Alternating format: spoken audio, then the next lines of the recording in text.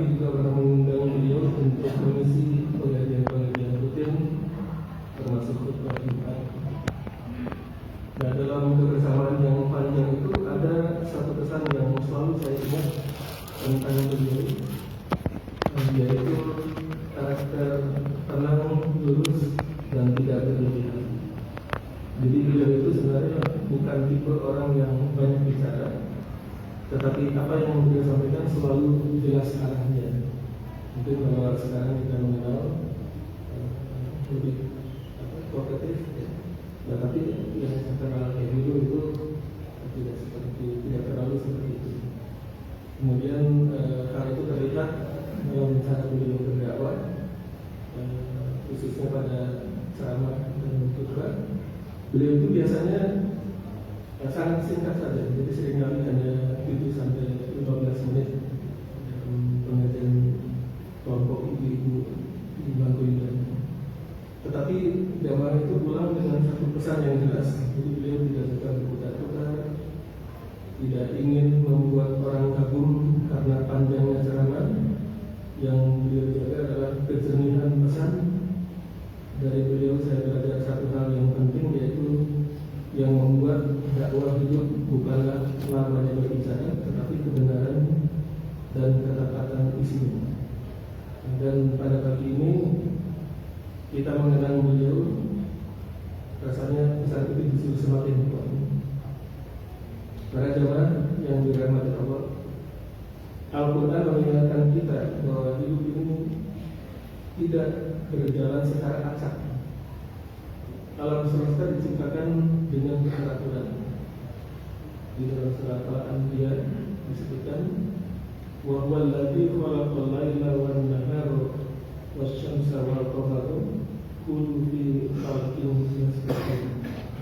Dan dialah yang menciptakan malam dan siang, matahari dan bulan, masing-masing beredar pada garis edarnya.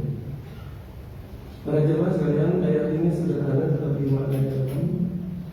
Malam dan siang datang tepat waktu, matahari dan bulan tidak pernah bertukar, semuanya berjalan sesuai ketentuan Allah. Tubuh kita pun demikian, jantung berdetak tanpa kita perintah, nafas masuk dan keluar tanpa kita sadari. Selama keteraturan itu terjaga, maka hidup ini akan terus berjalan. Namun demikian, sebagaimana alam semesta yang memiliki keteraturan, hidup manusia juga memiliki batas. Al-Quran menyebutkan kullu nafsin dha'iqatul maut. Setiap yang bernyawa pasti akan merasakan mati. Ayat ini juga ditujukan bukan untuk menakut-nakuti kita, namun justru menyadarkan bahwa kematian itu bukan kegagalan manusia, bukan tanda kalah, bukan juga tanda kurang iman. Kematian adalah penyelesaian dari amanah hidup yang Allah titipkan. Ustaz Muhammad Jazir AST telah menyelesaikan amanah tersebut, dan kini giliran kita bukan untuk menilai hidup orang lain, tetapi untuk menata hidup kita sendiri. Para jamaah subuh yang dimuliakan oleh Allah, waktu subuh adalah waktu yang sangat jujur. Tidak semua orang sanggup bangun, tidak semua orang diberi kesempatan. Selama kita masih bisa bangun, berangkat ke masjid, berdiri, ruku dan sujud, itu berarti Allah masih memberikan kita waktu.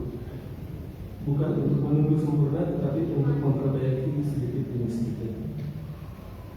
Amal yang paling berharga seringkali bukan yang besar, tetapi yang konsisten dalam beberapa hal, seperti menjaga sholat, menjaga lisan, memperbaiki hubungan, tidak menunda kebaikan kecil.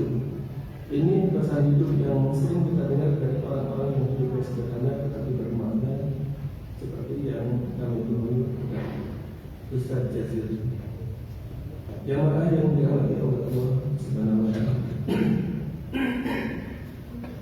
hari-hari ini kita banyak mengenal Ustaz Jazir itu berjalan dengan manusiawi, tetapi lebih penting adalah mewarisi pesan-pesannya, bukan hanya apa yang beliau ucapkan, tetapi cara beliau hidup tidak berlebihan, jelas tujuannya, istiqomah dalam hal-hal sederhana, dan jika itu kita lanjutkan maka beliau tidak benar-benar pergi. Sebagai penutup, semoga Allah menerima almarhum Ustaz Jazir Aisyah, melapangkan kuburnya, mengampuni kekhilafannya, dan menempatkannya di tempat yang terbaik di sisi Allah.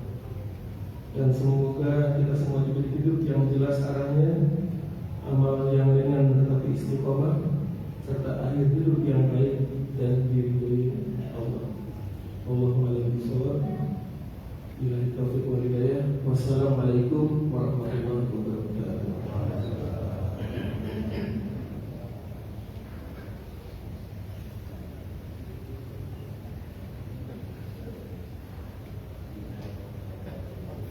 Oh, siap.